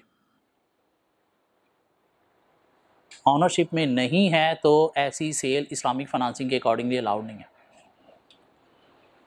गाड़ी अभी सुजुकी के शोरूम में खड़ी है और बैंक आपको बेच चुका होता है, क्या कहला? नहीं, एसेट सेलर की ऑनरशिप में होना चाहिए। क्लियर होना चाहिए कि एसेट की कॉस्ट कितनी है और कितना आप प्रॉफिट इस पे चार्ज कर रहे हो। बायर के लिए ये क्लैरिटी होना भी ज़रूरी है, इसमें एम्बिग्यूटी नहीं होनी चाहिए। कितनी प्राइस है, कितना प्रॉफिट है। हाँ, प्रॉफिट आप एक रीजनेबल कमा सकते हो, आपका हक है, लेकिन आपने क्या करना है? बायर के नॉलेज में देना है कि कितनी प्राइस है, उसमें कितना प्रॉफिट है, कितनी कॉस्ट है, ये बायर के नॉलेज में होना चाहिए। लेकिन जो मेन चीज़ है क्या? एसेट एक तो फिजिकल एग्जिस्ट होना चाहिए और एसेट आपकी पोजेशन में होना चाहिए। मेरी मुर्गी कल अंडा देने वाली है, आज आपने अंडा बेच दिया, एसेट एग्जिस्ट करता था? नहीं। क्या कहला? ए एक गाड़ी बेचना चाहता है, बी को पता चला, बी ने क्या किया, गाड़ी कितने की बेचना चाहता है, 10 लाख की, बी ने वही गाड़ी सी को आज 11 लाख की बेच दी। क्या एसेट आपकी ऑनरशिप में था जिसकी आपने सेल की है? नहीं, तो आपकी ऑनरशिप में भी होना चाहिए, फिजिकली एग्जिस्ट भी करना चाहिए और आपकी ऑनरशिप में भी होना चाहिए। तो एक तो एसेट ऑनरशिप में होना चाहिए, फिजिकल एग्जिस्ट करना चाहिए और उसकी प्राइस, कॉस्ट, प्रॉफिट जो है वो बायर को प्रॉपर्ली कम्युनिकेटेड होना चाहिए। क्या ख्याल है? मुराबहा, सेल एग्रीमेंट। आगे बढ़ते हैं। क्या कहता है, one of the most popular mode used by bank in Islamic countries to promote रिबा फ्री ट्रांजैक्शन इज मुराबहा, kind of sale where seller expressly mention the cost he has incurred on the commodities to be sold। तो seller को क्या करना है, cost, profit, price सब कुछ clearly mention करनी है। Sell it to another person by adding some profit और markup thereon which is known to the buyer. पता होना चाहिए कि कितना प्रॉफिट आप कमा रहे हो, हाँ जितना मर्जी कमा लो, रीजनेबल, लेकिन पता होना चाहिए। Murabaha is a cost plus transaction where seller expressly mention the cost of a commodity sold and sell it to an other person by adding mutually agreed profit thereon, which can be either in lump sum or through an agreed ratio of profit to be charged over the cost, thus resulting in an absolute price। Mean price वाजे होनी चाहिए, कितनी price आप charge कर रहे हो, उसमें कितनी कॉस्ट है, कितना प्रॉफिट है, वो क्लियरली मेंशन होना चाहिए किसको, बायर को। अगर मेंशन नहीं है, कितने का आपने खरीदा है, कितना प्रॉफिट चार्ज कर रहे हो, क्या प्राइस चार्ज कर रहे हो, तो फिर इस्लामिक फाइनेंसिंग नहीं है। कुछ उसने एग्जांपल्स के थ्रू एक्सप्लेन कर दिया। The subject matter of sale must be existence at the time of sale. मेरी मुर्गी कल अंडा देने वाली है, आज आपने अंडा बेच दिया, क्या कह रहा है? A sells the unknown calf of his cow, बछड़ा टू बी अनबॉर्न, जब तक पैदा नहीं हुआ, पैदा मरा हुआ हो गया, तो क्या ख्याल है? तो एग्जिस्टेंस में एसेट होना जरूरी है। द सेल इज वाइड, तो ऐसी सेल को इस्लामिक फाइनेंसिंग के अकॉर्डिंगली वाइड कंसिडर किया जाएगा, वैलिड नहीं है, मना है। The subject matter of sale must be in the ownership of the seller at the time of sale. A से अभी तक आपने गाड़ी खरीदी नहीं और सी को बेच भी दी है, नहीं। And he must have a good title to it, good title, ownership, लेकिन आप उसे फ्रीली यूज कर सकते हो, अंडर कोई सिक्योरिटी, कोलैटरल शेटरल में, चार्ज में नहीं होना चाहिए। A sell to B a car which is presently owned by C, mean C से अभी तक ए को ट्रांसफर नहीं हुई, but A is hopeful that he will buy it from C and shall deliver it to B subsequently, the sale is void. क्यों? अगर सी ने आपको दी नहीं, सी मर गया रातों रात, तो फिर क्या मिलेगी आपको? नहीं, तो ऐसी ट्रांजेक्शन वैलिड नहीं है। क्यों? एसेट आपकी ऑनरशिप में होना चाहिए at the time of sale. The subject matter of sale must be in physical और constructive possession of the seller when he sell it to another person, mean asset की physical existence भी होनी चाहिए, physical possession में होना चाहिए। Bitcoin, क्या coin physically आपके हाथ में? नहीं। A has purchased a car from B. B has not yet delivered it to A or to his agent, और B ने अभी तक डिलीवरी नहीं दी, तो फिजिकली कार अभी तक आपकी पोजेशन में नहीं है, कागजों में शायद ऑनरशिप है। A cannot sell the car to C if he sell it before taking its delivery from B। ये बीच में री आर कंस्ट्रक्टिव ये काट दें please. Before taking its delivery from B, the sale is void। तो क्या बातें हम कर रहे हैं? एसेट एग्जिस्ट करना चाहिए at the time of sale, asset की ऑनरशिप होनी चाहिए, एसेट की फिजिकल एग्जिस्टेंस भी होनी चाहिए। Number 4, the sale must be prompt and absolute, mean वाजे होनी चाहिए। सेल प्राइस, कॉस्ट कितनी है, प्रॉफिट कितना है, प्राइस कितनी है, वो वाजे होनी चाहिए बायर को। Number 5, the subject matter of sale must be a property of value. क्या होना चाहिए? प्रॉपर्टी ऑफ वैल्यू होनी चाहिए। और बिटकॉइन में ये भी मसला है, फिजिकल एग्जिस्टेंस का मसला है ही है, प्रॉपर्टी ऑफ वैल्यू का भी मसला है। The delivery of the sold commodity to the buyer must be certain and should not depend on a contingency or chance. Means certain event पे डिलीवरी होनी चाहिए, अनसर्टन पे नहीं। मैं तुझे ये चीज सेल कर रहा हूं या मैं तुझे ये चीज सेल करूंगा जब सलमान खान की शादी हो जाएगी, मैं तुझे ये चीज डिलीवर करूंगा जब नवाज शरीफ वापस आ जाएगा Pakistan. Certain event, uncertain event. मैं ये चीज तुझे सेल करूंगा जब शेख रशीद की शादी हो जाएगी। Certain event, uncertain event. तो अगर कंडीशन है कोई तो इवेंट क्या होने चाहिए? सर्टन होने चाहिए, अनसर्टन इवेंट नहीं होने चाहिए। क्या कहना चाह रहा है? The delivery of the sold commodity to the buyer must be certain and should not depend on a contingency or chance. Uncertain event पे नहीं। A sell his car stolen by an anonymous person. इन्हें अपनी car cell कर दी जो चोरी हो चुकी है, किसने चोरी किया नहीं पता, और क्या कह रहा है कि मैं तुझे डिलीवर कर दूंगा जैसे ही मुझे मिल जाएगी। And the buyer purchases it under the hope that he will manage to recover it, the sale is void। क्यों? सर्टन इवेंट नहीं है।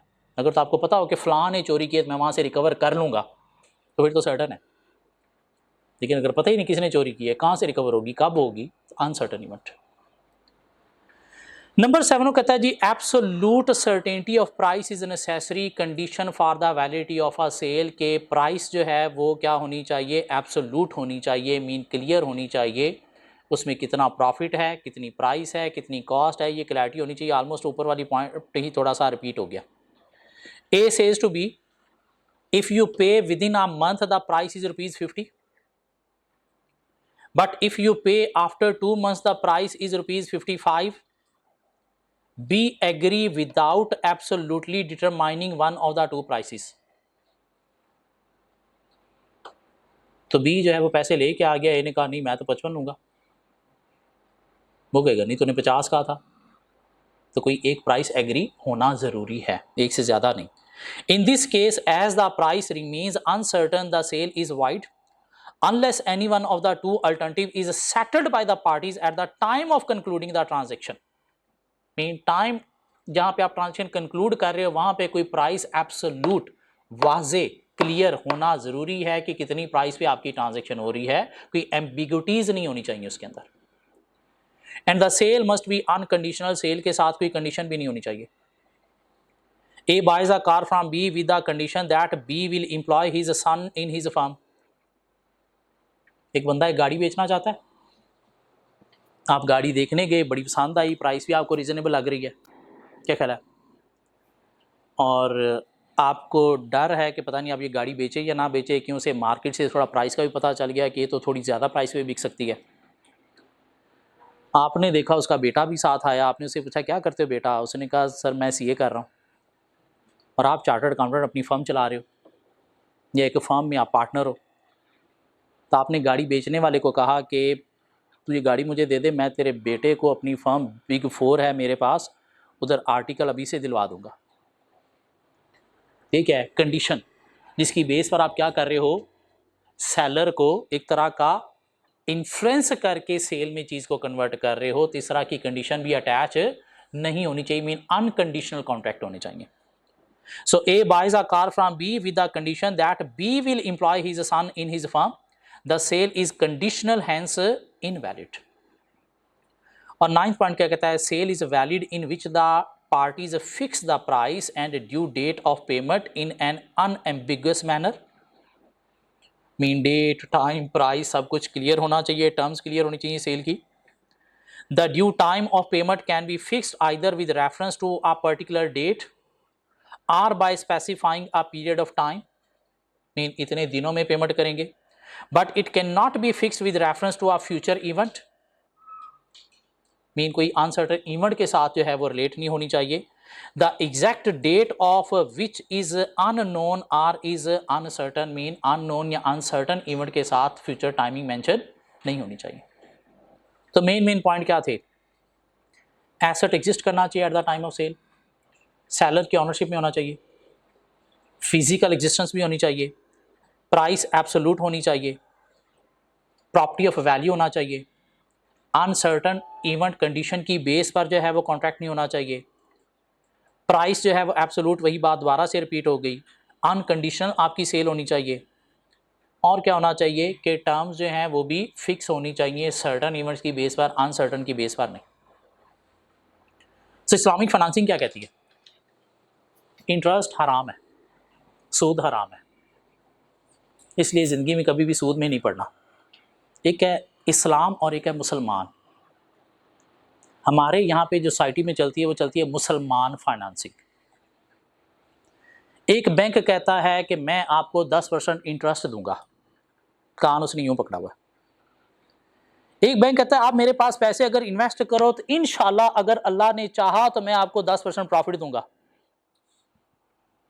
इंशाल्लाह अल्लाह ने चाहा तो 10% प्रॉफिट दूंगा, बात वही है।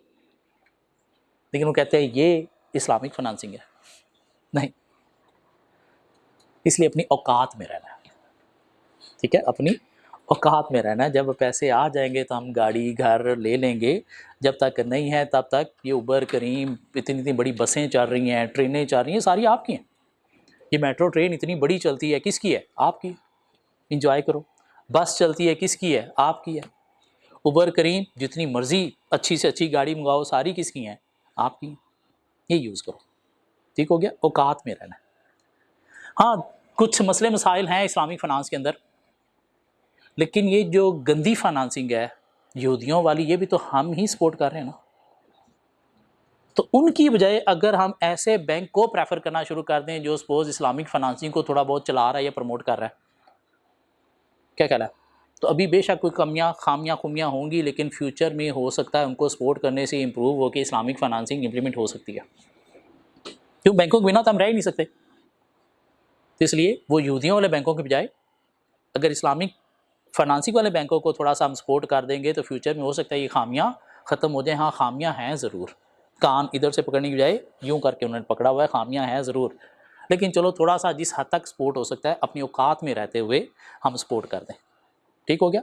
सूद में हमें नहीं पड़ना चाहिए, सूद में हमें नहीं पड़ना चाहिए। हाँ, लीज़ में जाना है तो देख लो, ये अगर शर्तें उसमें तय होती हैं तो कर लो, लीज़ फाइनेंसिंग इस्लामिक है। हाँ, अगर ये शर्तें नहीं है तो फिर इस्लामिक फाइनेंसिंग नहीं है।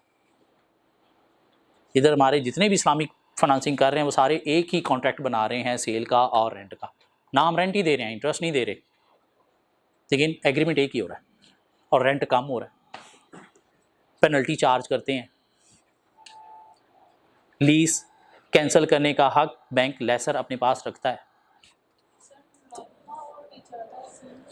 मुराबहा और इजारा सेम चीज़ नहीं है। इजारा ऑपरेटिंग लीज है, मुराबहा एसेट अभी आपको लेके बैंक ने सेल कर दिया, पेमेंट आपने फ्यूचर में इंस्टॉलमेंट में करनी है, और उस पेमेंट के अंदर इंटरेस्ट नहीं है, रेंट नहीं है, उसके अंदर क्या बैंक आपसे प्रॉफिट चार्ज कर रहा है। मीन एसेट आपकी ऑनरशिप में दे दिया उसने, हाँ, पेमेंट आपने फ्यूचर में करनी है। लेकिन बैंक जब एसेट दे रहा है तो बैंक के फिजिकल एग्जिस्टेंस में होना चाहिए, बैंक की ऑनरशिप में होना चाहिए। मीन बैंक को पहले बाय करना है फिर आपको देना है। ये नहीं कि गाड़ी अभी सुजुकी के शोरूम पे खड़ी है और बैंक ने आपको सेल कर दी है और आपसे पैसे लेके बाद में सुजुकी से गाड़ी लेके आपको दे रहा है। नहीं, ऐसे नहीं होना चाहिए। वो फिर बेहतर है सुजुकी शोरूम से जाके लो जिनकी पोजेशन में है वो चीज़। क्या ख्याल है? कोई कंडीशन नहीं होनी चाहिए साथ, सर्टन इवेंट होनी चाहिए, अनसर्टन इवेंट नहीं होने चाहिए। एक छोटा सा टॉपिक और रह गया इस चैप्टर। क्या थे सोर्सेज ऑफ फाइनेंस में? हमने कुछ फैक्टर्स पढ़े कि हमें इक्विटी या डेट में से कौन से सोर्स पे जाना चाहिए। फिर जो दो मेन सोर्सेज ऑफ फाइनेंस है, पहले इक्विटी की डिटेल हमने पढ़ी। इक्विटी शेयर होल्डर से आती है। Share holder ordinary share holder भी होते हैं, प्रेफरेंस शेयर होल्डर भी होते हैं, दोनों को हमने डिफ्रेंशिएट कर लिया 4-5 पॉइंट में। फिर इक्विटी के अंदर हमने method of flotation mean issuing shares पढ़ लिए, IPO, private placing, AIM, introduction, right issue और बोनस इशू, और यहाँ तक हमारा इक्विटी का पार्ट खत्म हो गया था। फिर हम डेट में गए। डेट में हमने पढ़े शॉर्ट टर्म डेट और long term debt. Short term debt हमने कवर किए। शॉर्ट टर्म डेट में क्या था हमारे पास, OD bank overdraft. Short term debt में हमारे पास ट्रेजरी बिल्स था। शॉर्ट टर्म डेट में हमारे पास सर्टिफिकेट ऑफ डिपॉजिट था। शॉर्ट टर्म डेट में हमारे पास कमर्शियल पेपर है और शॉर्ट टर्म डेट में हमारे पास ट्रेड क्रेडिट भी है। और ट्रेड क्रेडिट के हमने कुछ एडवांटेजेस भी पढ़ लिए और कुछ डिसएडवांटेजेस भी डिस्कस कर लिए। फिर हम मूव हो गए कहाँ पे, लॉन्ग टर्म डेट में। लॉन्ग टर्म डेट में हमारे पास बैंक लोन है, लोन नोट है, और बैंक लोन और लोन नोट को हमने कुछ 4-5 पॉइंट में डिफरेंशिएट कर लिया। लॉन्ग टर्म डेट में हमारे पास डिबेंचर है, लॉन्ग टर्म डेट में हमारे पास बॉन्ड्स है, लॉन्ग टर्म डेट में हमारे पास यूरो बॉन्ड है, लॉन्ग टर्म डेट में हमारे पास वारंट है, और इनकी डिटेल हमने सबकी कवर कर ली। फिर हमने देखा जी कि लॉन्ग टर्म डेट जो है इसमें रिडीमेबल इरिडीमेबल डेट भी होता है, कन्वर्टिबल डेट भी होता है। क्या ख्याल है? फिर कन्वर्टिबल के हमने कन्वर्टिबल डेट के advantage disadvantage from investor point of view पढ़ लिए। कन्वर्टिबल डेट के advantage disadvantage from company point of view भी डिस्कस कर लिए। फिर हमने ओवरऑल डेट चूज करते वक्त किन फैक्टर्स को कंसीडर करना है, वो 4 फैक्टर्स हमने पढ़ लिए। फिर ओवरऑल डेट के फायदे नुकसानात क्या हो सकते हैं इन्वेस्टर के पॉइंट ऑफ व्यू से पढ़े हमने, और फिर डेट के फायदे नुकसानात पढ़े हमने कंपनी के पॉइंट ऑफ व्यू से। और यहां तक हमारा डेट का एरिया जो है वो भी कंप्लीट हो गया था। फिर हम आगे मूव हो गए इस्लामिक फाइनेंसिंग में, और इस्लामिक फाइनेंसिंग के फीचर्स हमने पढ़े कि रिबा जो है वो प्रोहिबिटेड है। Islamic financing asset based transaction को जो है वो प्रमोट करती है।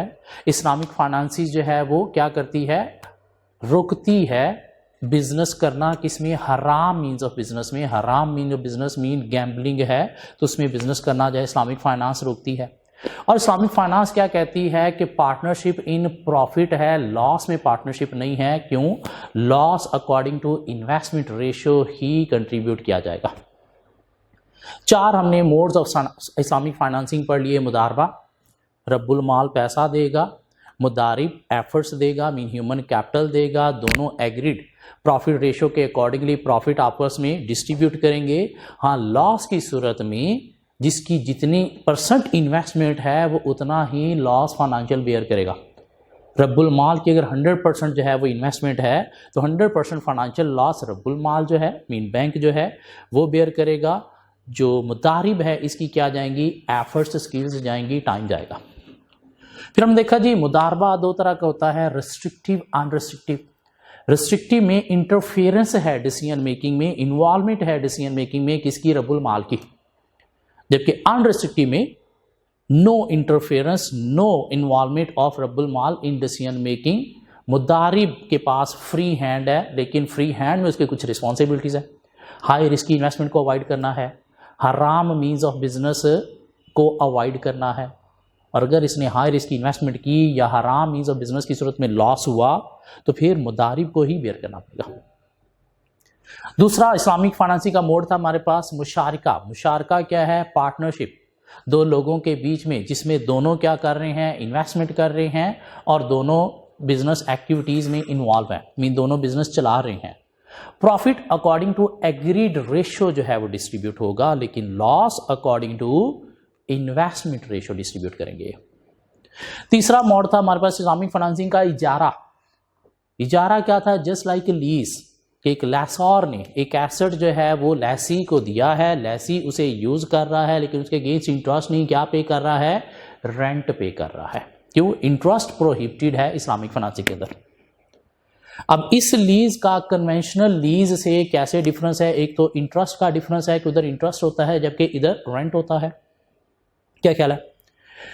इजारा में क्या होता है कि सेल और लीज के 2 सेपरेट एग्रीमेंट होने चाहिए, मीन रेंट का सेपरेट एग्रीमेंट, सेल का सेपरेट एग्रीमेंट। कन्वेंशनल लीज में एक ही एग्रीमेंट होता है सेल का और लीज का, लेकिन इस्लामिक फाइनेंसिंग इजारा क्या कहता है कि नहीं, सेपरेट एग्रीमेंट होने चाहिए। कन्वेंशनल लीज में पेनल्टी चार्ज करता है लेसर किसको, लैसी को, अगेंस्ट लेट पेमेंट, लेकिन इजारा पेनल्टी अलाउ नहीं करता, मीन लेसर लेट पेमेंट की सूरत में लैसी को पेनल्टी चार्ज नहीं कर सकता, मीन लेट पेमेंट अलाउड है इन इजारा। क्या ख्याल है? कन्वेंशनल लीज में लेसर के पास राइट होता है, लीगल राइट होता है, कॉन्ट्रैक्चुअल राइट होता है कि वो लीज एग्रीमेंट को टर्मिनेट कर सकता है जब चाहे। ओबियसली कभी पेमेंट लेट हुई, 1 2 3 लेट हो गई, नहीं मिल रही, तो वो लीज एग्रीमेंट को टर्मिनेट कर सकता है, अपना एसेट वापस ले सकता है। जबकि इजारा क्या कहता है कि टर्मिनेशन का राइट किसी एक पार्टी के पास नहीं, टर्मिनेशन ऑफ लीज एग्रीमेंट जो है वो दोनों पार्टीज की म्यूचुअल कंसेंट से होगी।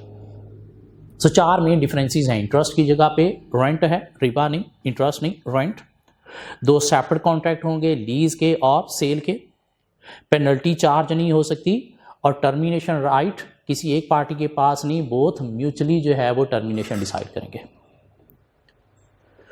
फिर हम चले गए मुराबहा। मुराबहा क्या है? एक सेल एग्रीमेंट है between seller and buyer. Seller कौन हो सकता है? बैंक भी हो सकता है जो आपको एक एसेट कहीं से बाय करके सेल कर रहा है। लेकिन मुराबहा क्या कहता है कि उसमें क्लियर होनी चाहिए टर्म्स सारी की सारी कि कितनी कॉस्ट सेलर को पड़ी है उस एसेट की या प्रोडक्ट की जो वो डिलीवर कर रहा है बायर को, उसमें कितना वो प्रॉफिट चार्ज कर रहा है वो डिस्क्लोज होना चाहिए। पेमेंट्स जो हैं वो लमसम भी हो सकती हैं, इन इंस्टॉलमेंट भी हो सकती हैं। लेकिन आगे कुछ फीचर्स थे। फीचर्स क्या थे कि at the time of sale जो है वो एसेट एग्जिस्ट करना चाहिए। At the time of sale जो है वो asset physical possession of the seller होना चाहिए। कोई कंटिजेंसी की बेस पर जो है वो सेल एग्रीमेंट नहीं होना चाहिए। एसेट चोरी हो गया तो जब मिलेगा मैं डिलीवर कर दूंगा, नहीं, ऐसी ट्रांजेक्शन वाइड होंगी। क्या ख्याल है? फिर क्या होना चाहिए? कोई वैल्यू, प्रॉपर्टी ऑफ वैल्यू होनी चाहिए उस एसेट की, मीन हवा में ट्रांजैक्शंस नहीं होनी चाहिए। तो ये हमने इस्लामिक फाइनेंस भी कवर कर लिया था। अब चलते हैं इस चैप्टर के लास्ट पेज पे, एक टॉपिक है कुछ other common sources of finance भी हैं, मीन कुछ और भी सोर्सेज ऑफ फाइनेंस हैं। क्या है sources of finance? Venture capital. Venture capital क्या है? कुछ फाइनेंशियल इंस्टीट्यूशंस जो कुछ ऑर्गेनाइजेशंस को क्या करते हैं? फंड प्रोवाइड करते हैं। फंड प्रोवाइड करते हैं। कौन सी ऑर्गेनाइजेशन को प्रोवाइड करती हैं? ऐसी बिजनेस जो यंग एंटिटीज हैं। यंग मीन बिजनेस चल तो गया है, मीन अभी स्टार्टअप नहीं है। स्टार्टअप का मतलब क्या? नया बिजनेस, उसे ये फंड प्रोवाइड करते हैं। ऐसा नया बिजनेस जिसके पास कोई यूनिक आइडिया है और इन्हें नज़र आ रहा है कि इस आइडिया के ऊपर वाकई ही ये बिजनेस एक्सेल कर सकता है, तो ये क्या करेंगे? उसे फंड प्रोवाइड करेंगे। कौन है? Financial institution. या किसी यंग एंटिटी को, यंग एंटिटी मीन एक बिजनेस बन गया है लेकिन आगे उसको एक्सपेंशन के लिए फर्दर जो है वो फंड्स चाहिए और उसमें पोटेंशियल भी नज़र आ रहा है एक्सपेंशन का, तो ये उस यंग एंटिटी को क्या करेंगे? पैसा देंगे।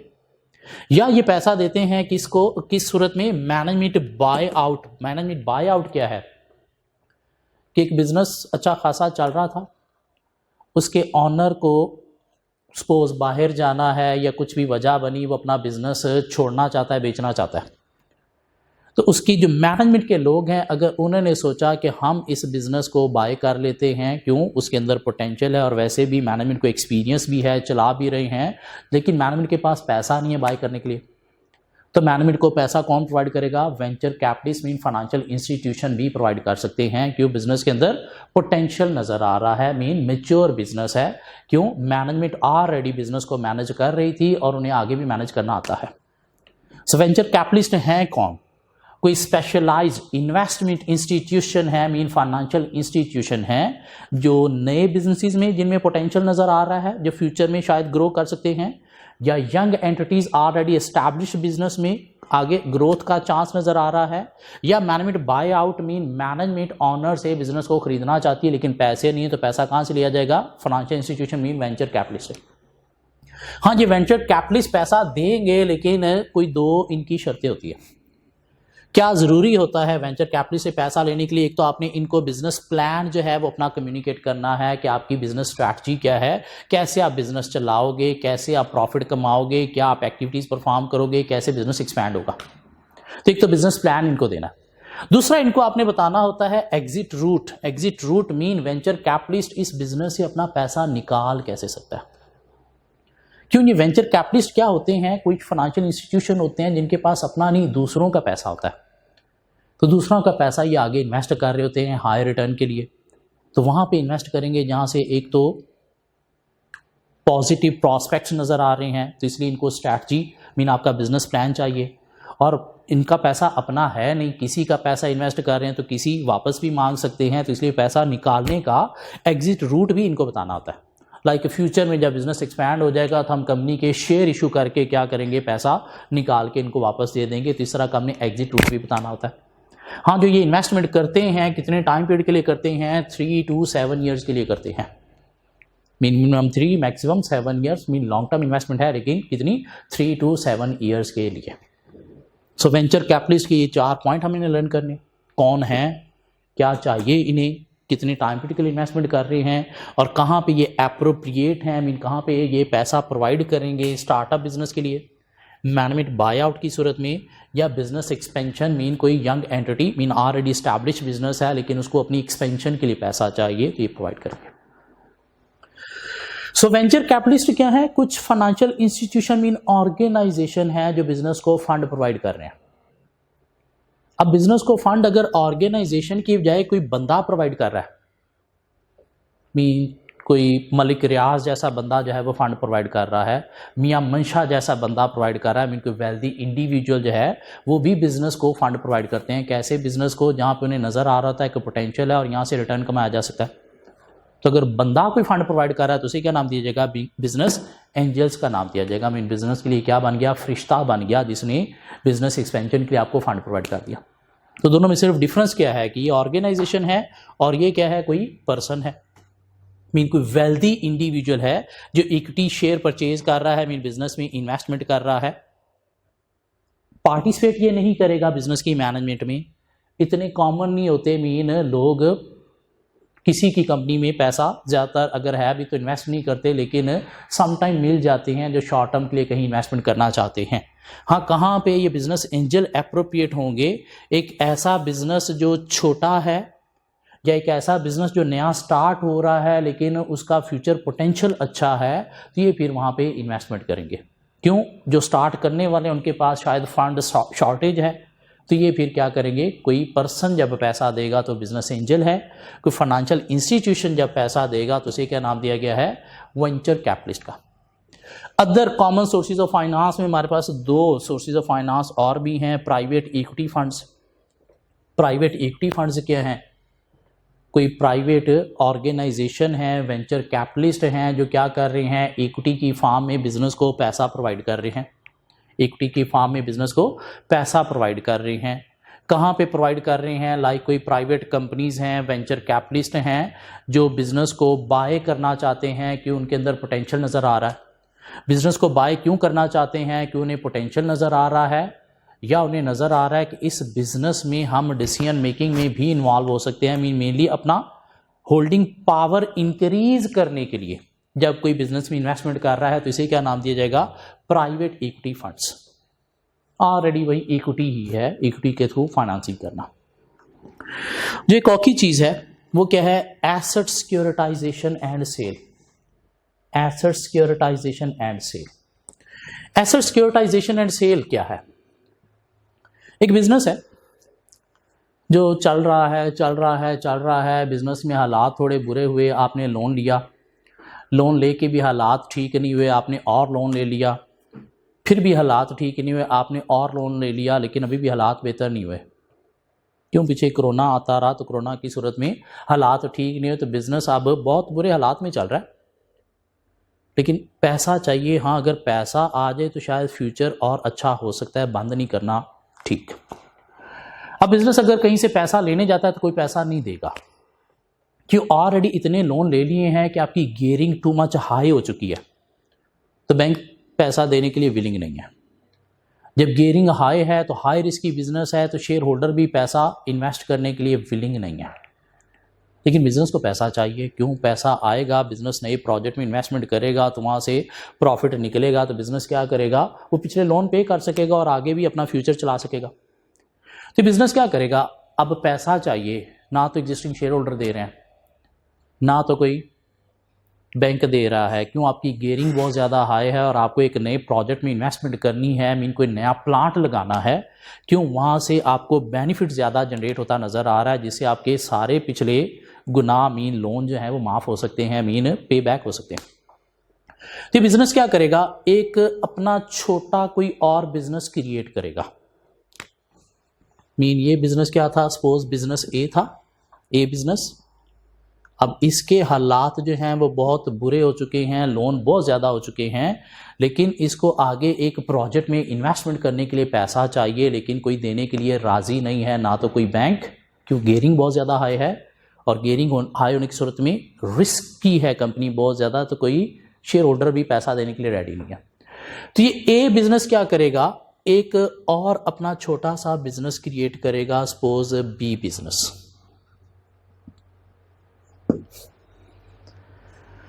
एक नया बिजनेस, और क्या करेगा, अपने कुछ एसेट्स जो हैं, अपने कुछ एसेट्स जो हैं वो इसमें रखवा देगा, अपने कुछ एसेट जो हैं इसमें रखवा देगा, और इसके थ्रू क्या करेगा, बैंक से लोन लेगा। मीन बी बिजनेस अब बैंक में क्या करेगा, लोन अप्लाई करेगा। और ये नया बिजनेस है, अगर ये कोई अच्छा आइडिया देगा, बैंक को इसमें पोटेंशियल नज़र आ रहा है, तो बैंक क्या करेगा, इसे लोन दे देगा, या ये लोन वेंचर कैपिटलिस्ट से भी ले सकता है। और इसको जो लोन मिलेगा, छोटा बिजनेस है, स्टार्टअप बिजनेस है, तो रेट भी लो होगा। किस रेट पे मिलेगा, लो रेट पे मिलेगा। अब ये बिजनेस को जो लोन मिलेगा, ये क्या करेगा, ट्रांसफ़र कर देगा किसको, ए कंपनी को, और ए कंपनी क्या करेगी, वो जो प्रोजेक्ट में इन्वेस्टमेंट करनी थी वहाँ पे प्रोजेक्ट में इन्वेस्टमेंट करके आगे बिजनेस को चला सकेगी। ये जो एक बिजनेस ने फंड्स लेने के लिए, क्यों, अपने पे रिस्ट्रिक्शंस थी, फंड ले नहीं सकता था, तो फंड लेने के लिए ये जो एक सेपरेट छोटा बिजनेस यूनिट क्रिएट किया है ताकि उसके थ्रू फंड जनरेट कर सके, इसको नाम दिया जाता है स्पेशल पर्पस व्हीकल। ये क्या है, special purpose vehicles, SPV। Special purpose vehicle का कॉन्सेप्ट क्लियर होता है, एक बिजनेस जिसको फंड चाहिए लेकिन ले नहीं सकता, क्यों, रिस्ट्रिक्शन है, गेयरिंग बहुत ज़्यादा हाई है, बैंक मुंह लगाने के लिए तैयार नहीं है, शेयर होल्डर भी मुंह लगाने के लिए तैयार नहीं है, लेकिन बिजनेस के पास अपॉर्चुनिटी है कि एक प्रोजेक्ट में पैसा लगा के सारे गुनाह धुलवाए जा सकते हैं, मीन सारे मसले ख़त्म किए जा सकते हैं, लेकिन पैसा कहीं से मिल नहीं रहा। तो ये पैसा लेने के लिए क्या करेगा, एक छोटा बिजनेस यूनिट क्रिएट करेगा, मीन को एक और कंपनी फॉर्म करेगा, अपने ही एसेट उधर ट्रांसफ़र कर देगा। कैसे ट्रांसफ़र कर देगा, सपोज इसके शेयर बाय करके, लेकिन है ये ऑनरशिप किसकी, इसी बिजनेस की। तो अब ये जो छोटा बिजनेस इसने क्रिएट किया, इसे क्या नाम दिया गया है, स्पेशल पर्पस व्हीकल। अब ये स्पेशल पर्पस व्हीकल के थ्रू क्या करेगा, पैसा बैंक से सपोज लोन लेगा, वेंचर कैपिटलिस्ट से पैसा लेगा, क्यों, एक नया स्टार्टअप बिजनेस है, और वो पैसा कहाँ पे ले जाएगा, अपने मेन बिजनेस में, ताकि वो नए प्रोजेक्ट में इन्वेस्टमेंट करके वहाँ से कमा के पिछले सारे गुनाह धुलवाए जा सके। क्या ख्याल है, ये बात समझ आती है। अब सपोज इस बिजनेस को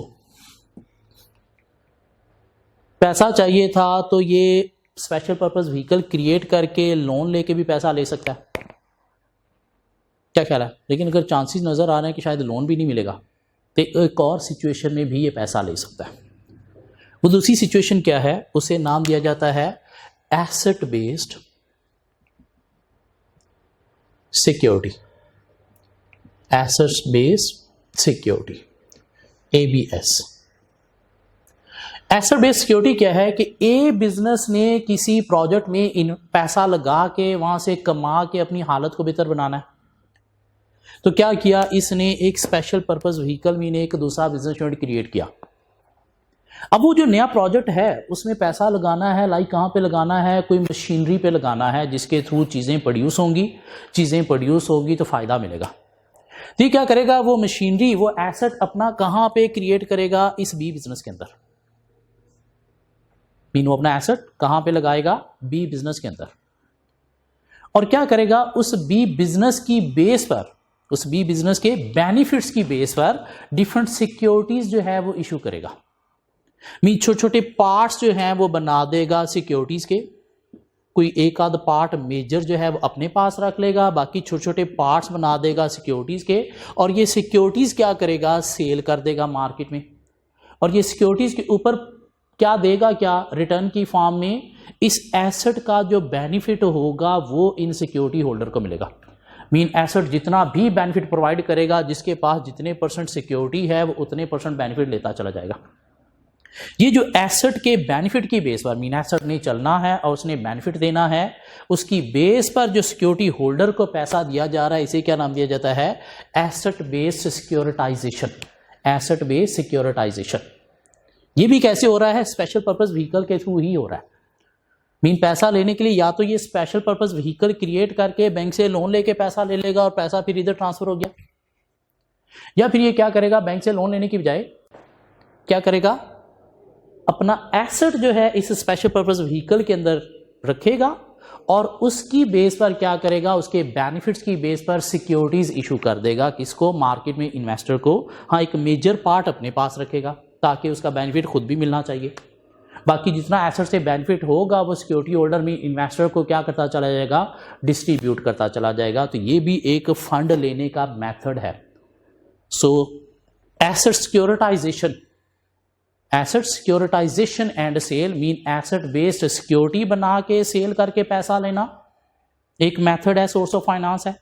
या स्पेशल पर्पस व्हीकल क्रिएट करके उसके थ्रू लोन ले लेना बैंक से, तो ये भी क्या है, एक सोर्स ऑफ फाइनेंस है।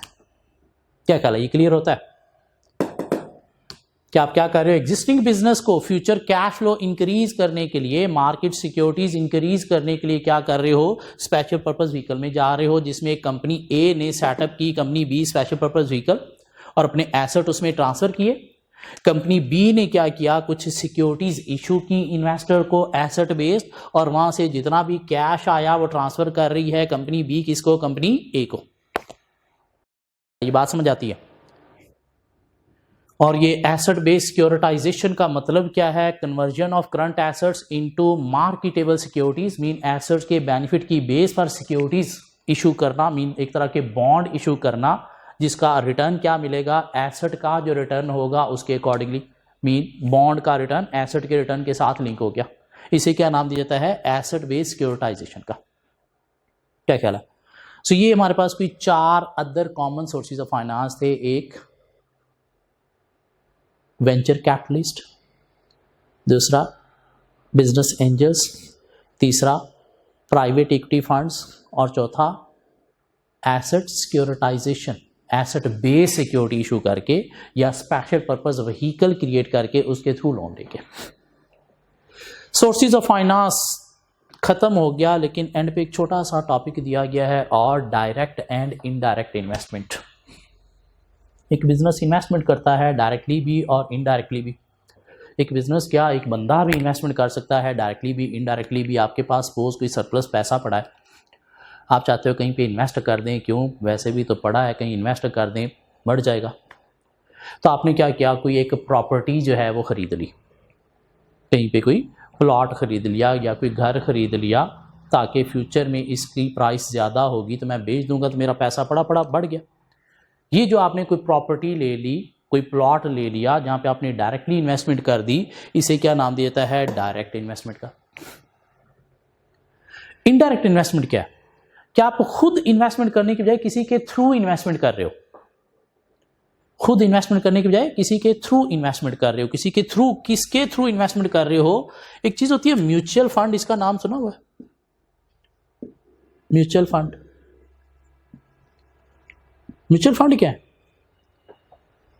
कुछ ऑर्गेनाइजेशन है जो क्या करती हैं, लोगों से पैसा लेके आगे किसी बड़े प्रोजेक्ट में इन्वेस्ट करती हैं। क्यों, इंडिविजुअल पीपल शायद उतनी बड़ी इन्वेस्टमेंट नहीं कर सकते, तो ये क्या करते हैं, लोगों का पैसा पूल अप मीन इकट्ठा करते हैं और इकट्ठा करके आगे इन्वेस्टमेंट करते हैं। क्यों, जितना बड़ा प्रोजेक्ट में आप इन्वेस्टमेंट करोगे उतना बेनिफिट भी वहाँ से ज़्यादा मिलता है। और अगर इंडिविजुअल उतने बड़े प्रोजेक्ट में लाइक कोई ट्रिलियंस डॉलर की प्रोजेक्ट में इन्वेस्टमेंट करनी है, इंडिविजुअल नहीं कर सकते, तो फिर म्यूचुअल फंड के थ्रू किया जाता है। हाँ, आप डायरेक्ट क्यों नहीं कर रहे, क्यों, डायरेक्ट करेंगे शायद उतना रिटर्न नहीं मिलेगा, ना हमारी उतनी औकात है कि हम बड़े प्रोजेक्ट में कर सकें, तो इनके थ्रू बड़े प्रोजेक्ट में इन्वेस्टमेंट हो जाती है। क्या ख्याल है? तो ये म्यूचुअल फंड के थ्रू अगर आप इन्वेस्टमेंट कर रहे हो तो डायरेक्टली नहीं कर रहे, क्या कर रहे हो, इनडायरेक्टली कर रहे हो। मीन ये एक बड़ा प्रोजेक्ट सपोज 10 ट्रिलियन का प्रोजेक्ट है, उसमें इन्होंने इन्वेस्टमेंट की, वहाँ से रिटर्न मिलना है, तो ये क्या करेंगे, उस 10 ट्रिलियन के छोटे छोटे 1 मिलियन के पार्ट बना देंगे। मीन किसी को भी इन्वेस्टमेंट करनी है इस प्रोजेक्ट में तो 1 मिलियन का एक पार्ट ले ले, 2 ले ले, 3 ले ले, जितनी उसकी औकात है उसके अकॉर्डिंग रिटर्न भी उतनी % से मिल जाएगा। तो खुद से डायरेक्टली इन्वेस्टमेंट करना किसी एसेट में, किसी प्रॉपर्टी में, वो डायरेक्ट है। खुद से नहीं, किसी के थ्रू इन्वेस्टमेंट करना, ये क्या है, लाइक म्यूचुअल फंड में इनडायरेक्ट है। अब खुद इन्वेस्टमेंट करना ज़्यादा रिस्की है। ये म्यूचुअल फंड कोई स्पेशलाइज्ड ऑर्गेनाइजेशन होती हैं जिनकी प्रॉपर मैनेजमेंट होती है, तो ये थोड़ी लेस रिस्की इन्वेस्टमेंट है रिस्क को कवर करने के लिए। अब डायरेक्ट इनडायरेक्ट को उसने थोड़ा सा डिफरेंशिएट कर दिया कि डायरेक्ट इन्वेस्टमेंट में आप होल प्रोजेक्ट एक्वायर करोगे, मीन पूरी प्रॉपर्टी एक्वायर करोगे, जबकि म्यूचुअल फंड में आप क्या करोगे, होल नहीं, प्रोजेक्ट का एक पार्ट एक्वायर करोगे। डायरेक्ट इन्वेस्टमेंट में लिक्विडिटी कम होती है, मीन पैसा आप फौरी नहीं निकाल सकते। क्यों? फौरी निकालने के लिए वो एसेट बेचना पड़ेगा, और बेचने के लिए आपको बीच में कोई मार्केटिंग करना पड़ेगी, लोगों को बताना पड़ेगा, कोई ब्रोकर के पास जाना पड़ेगा, फिर जाके पैसा निकलेगा। जबकि इनडायरेक्ट में ये म्यूचुअल फंड बैंक के थ्रू आप बाय करते हो और बैंक के थ्रू ही वहाँ से आप पैसा निकलवा भी सकते हो, मीन मोर लिक्विड है। डायरेक्ट इन्वेस्टमेंट में वो कहता है जी कि लॉन्ग टाइम पीरियड चाहिए बेनिफिट लेने के लिए, जबकि इसमें शॉर्ट पीरियड में भी आपको बेनिफिट मिल जाता है। डायरेक्ट इन्वेस्टमेंट मोर रिस्की है, जबकि इधर एक्सपर्ट लोग बैठे हुए हैं जो रिस्की इन्वेस्टमेंट नहीं होती, क्या होती है, लेस रिस्की है। तो डायरेक्ट इनडायरेक्ट इन्वेस्टमेंट को हम थोड़ा सा बता सकते हैं, इनके डिफरेंस 2-3 बता सकते हैं। चौथा डिफरेंस साथ रिस्क का बता दो। एक छोटा सा कॉन्सेप्ट और दिया गया है, FDI foreign direct investment. Foreign direct investment क्या है कि अगर आप करंट कंट्री, अपने कंट्री की बजाय दुबई में जाके किसी प्रॉपर्टी में इन्वेस्टमेंट कर रहे हो, तो ये क्या है, FDI फॉरेन डायरेक्ट इन्वेस्टमेंट। क्या क्या लो, किसी नए बिजनेस को खरीद रहे हो दुबई में, तो ये क्या है, फॉरेन डायरेक्ट इन्वेस्टमेंट। नहीं, अपना बिजनेस पाकिस्तान में बड़ा फैल गया, अब आपने सोचा दुबई में भी ऐसी ही कम्युनिटी है, ऐसा ही कस्टमर है जैसा पाकिस्तान में हमारा, तो दुबई में भी हमारा बिजनेस चल सकता है। तो आपने दुबई में जाके अपने बिजनेस को, एग्जिस्टिंग बिजनेस को एक्सपैंड किया, मीन नई ब्रांच खोली, तो ये भी क्या है, FDI foreign direct investment. Mean other country में जाके कोई नया बिजनेस यूनिट क्रिएट करना, नया बिजनेस यूनिट वहाँ पे खरीदना, या अपना एग्जिस्टिंग बिजनेस यूनिट ही वहाँ पे एक्सपैंड करने के लिए वहाँ पे ब्रांच खोलना, ये क्या है, FDI फॉरेन डायरेक्ट इन्वेस्टमेंट। सो क्या पढ़ा हमने इस लास्ट पेज के ऊपर, venture capitalist 3-4 point, business angel के 4 पॉइंट, प्राइवेट इक्विटी फंड्स क्या हैं, एसेट सिक्योरिटाइजेशन में स्पेशल पर्पस व्हीकल क्या है, एसेट बेस्ड सिक्योरिटी का मतलब क्या है, डायरेक्ट इनडायरेक्ट इन्वेस्टमेंट का डिफरेंस, और आगे FDI, और यूं हमारा ये चैप्टर 11 जो है वो ख़त्म हो गया। आज के बुक के अंदर ये कोई 27 पेजेस थे, इनको मैंने शॉर्ट करके 14 पेजेस पे ले आया हूँ। अब इसको और शॉर्ट नहीं किया जा सकता, तो ये 14 पेजेस आपको कवर करने हैं। इसके अंदर हर एक हेड के अंदर 2-2 जो पॉइंट हैं वो आपको एक दफ़ा रीड करके हाथ से लिखने हैं, ताकि 1 घंटे बाद पता चले भूल गए हैं तो फिर बुक नहीं, नोट्स नहीं, अपना लिखा हुआ यूँ सामने लाना है तो दिमाग में आ जाएगा। वेरी नेक्स्ट डे पता चलेगा भूल गया, फिर अपना लिखा हुआ यूँ सामने लाना है, 1 लाइन पढ़ोगे, बाकी ऑटोमेटिकली दिमाग में आ जाएगा। अगर ये नोट्स में, बुक्स में रह गया तो फिर हर दफ़ा लर्न करने के लिए उतना ही टाइम लगेगा जितना पहली दफ़ा लगा था। तो प्लीज़ ये 14 पेजेस आपको कवर करने हैं। 5 से 10 नंबर का यहाँ से पेपर अपीयर होगा ही होगा, इसको और शॉर्ट नहीं किया जा सकता, बस इतना ही रहेगा, ये 14 पेजेस ही रहेंगे। ठीक हो गया।